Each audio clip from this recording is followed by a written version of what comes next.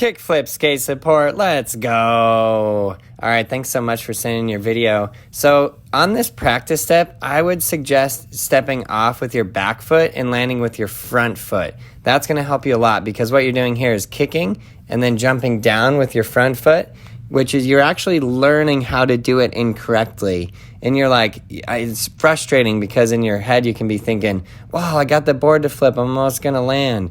But you're actually doing an incorrect flick motion. It's going down a little bit. It's not terrible, but we do need to fix it to keep that front foot above your board. So watch my front foot right here. It's going to drag up and then flick diagonally off the side of the board. And the thing to understand about the flick is it is all in the ankle. But notice that at no time during that was my front foot below my board at all.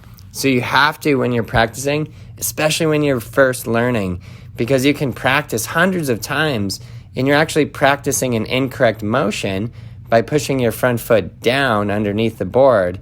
While it's tricky, like I said, because you can think, oh, well, that's how you flip the board. But you see here, I actually flip the board with the motion of my ankle. So my back ankle pops down, my front ankle pops up right there. It flips, catch it with the back foot. The other thing that I really want to point out, and I have no idea if you have all of the earlier basic tricks, but if you don't yet, I highly recommend you learn ollie, which I'm sure you have. I'm sure you got good ollies. Front side 180, back side 180, pop shove, and front shove. And then you can do heel flip. I don't know if that's harder or easier, but then roll into the kick flip. You might think, well, what does a pop shove it and a front side shove it and a back side 180 have to do with a kick flip?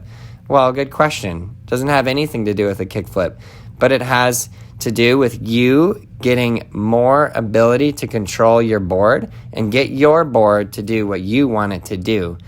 So I hope that helps. All of those tricks that I laid out are the gradient scale of tricks that are given in Skateboarding Made Simple Volume 1. For everybody out there who's used that video, you know exactly what I'm talking about. So keep practicing, keep working on those practice steps. Like I said, step out with your back foot, flick with your front foot, keep it on top of the board, and let's go.